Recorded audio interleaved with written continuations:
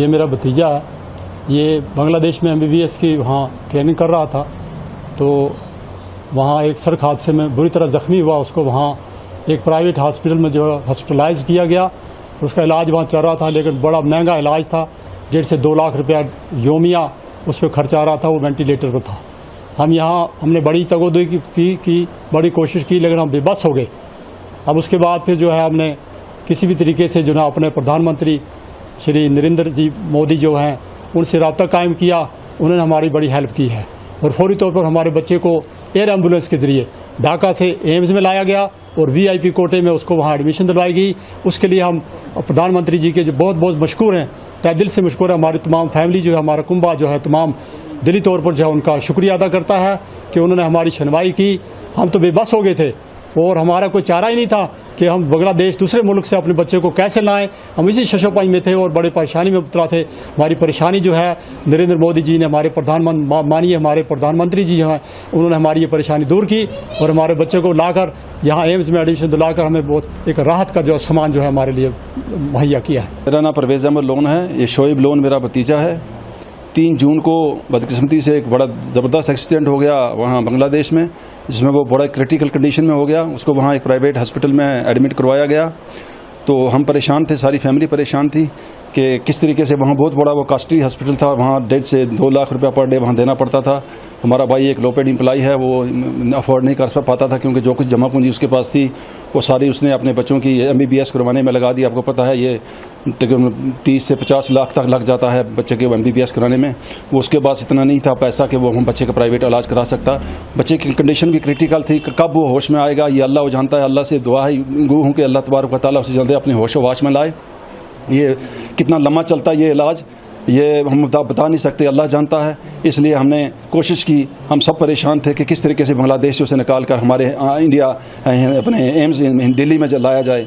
तो हमने बड़ी कोशिश की उधर इधर। फिर जनाब हमने वज़ीर आज़म साहब से रब्ता किया। हम मशकूर और ममनून हैं। जब जब भी स्टूडेंट्स को परेशानी बनी, चाहे किसी मुल्क में, चाहे कहीं जंग हो, कहीं पर कोरोना हो, कहीं पर ये जो यूक्रेन की जंग लगी है, वहाँ पर बच्चों को, स्टूडेंट्स को निकालने का जो सिलसिला वज़ीर आज़म साहब ने शाना बशाना आगे बढ़कर सब बच्चों की मदद की है और हमारी भी मदद की है। हम वज़ीर आज़म साहब के तमाम फैमिली की तरफ से, तमाम अपने कुंबे कबीले की तरफ से, रजौरी शहर वासियों की तरफ से हम वज़ीर आज़म साहब के मशकूर और ममनून रहेंगे। जब तक हम हयात हैं ये एहसान उनका हमारे दिलों में मौजूद रहेगा। उन्होंने हमारे पर बहुत बड़ा एहसान किया। हमारे घरों में चलो ज़िंदगी और मौत अल्लाह के हाथ में है, अल्लाह ने उसको हयाती दी है। सबसे यही दरख्वास्त है, रिक्वेस्ट है, दुआ गो रहें सर सभी, हमारा बच्चा जल्द सेहतयाब हो जाए। अभी वो क्रिटिकल कंडीशन में है, लेकिन फिर भी हमारे अंदर एक बहुत राहत मिली है कि हम दिल्ली हम अपना घर समझते हैं। दिल्ली में बच्चा आ गया है। अभी हाल में सऊदी अरब ने वहां के क्राउन प्रिंस भारत आए थे, तो उनके सम्मान में भोजन था। तो भोजन पे हम बातें कर रहे थे। बातों बातों में मैंने उन्हें कहा कि देखिए हिंदुस्तान में तेज गति से आर्थिक विकास हो रहा है, हमारा मध्यम वर्ग का दायरा बढ़ता चला जा रहा है, लोग गरीबी से बाहर आ रहे हैं, तो उनके मन में भी नई नई इच्छाएं जगती है। तो उन्होंने मुझे पूछा क्या? मैंने कहा हमारे मुसलमान भाई अब बड़ी मात्रा में हज के लिए जाना चाहते हैं, लेकिन आपका कोटा कम पड़ रहा है। तो उन्होंने कहा मोदी जी बताइए मैं क्या करूं? मैंने कहा भारत का कोटा बढ़ा दीजिए और आपको खुशी होगी। 2 लाख कर दिया, 2 लाख। दुनिया में किसी भी देश का कोटा नहीं बढ़ा, हमारे देश के मुसलमान हज यात्रा कर सके इसलिए कोटा बढ़ गया। ये भारत की आवाज सुनी जा रही है। इतना ही नहीं, मैंने दूसरी बात कही।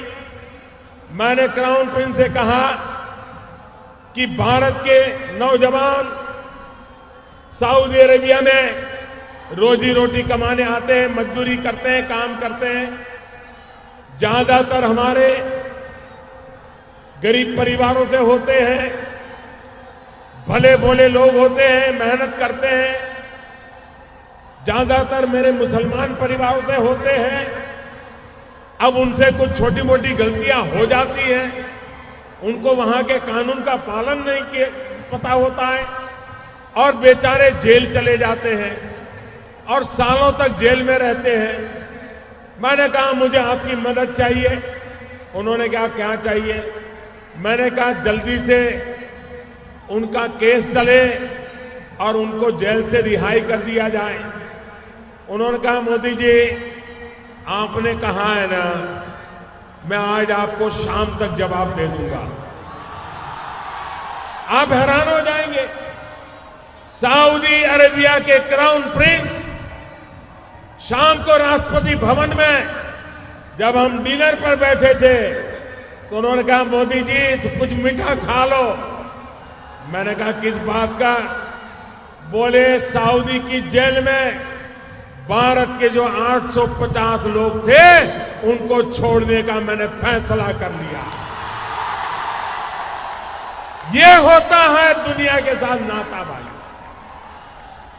मैं इन फैसलों के लिए सऊदी अरब को, क्राउन प्रिंस को हृदयपूर्वक धन्यवाद देता हूं भाइयों बहनों। साथियों, ये विदेश में भारत के बढ़ते प्रभाव दूसरे देशों के साथ मजबूत होते हमारे रिश्तों का एक और उदाहरण है।